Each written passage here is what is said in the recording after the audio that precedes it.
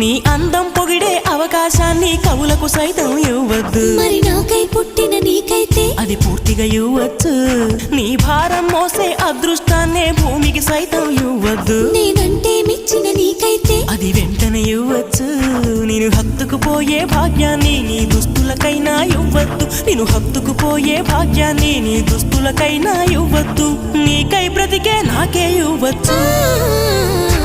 నీ నవ్వుల తెల్లదనాన్ని నాగమల్లి అప్పడిగింది. ఇవ్వద్దు ఇవ్వద్దు ఇవ్వద్దు.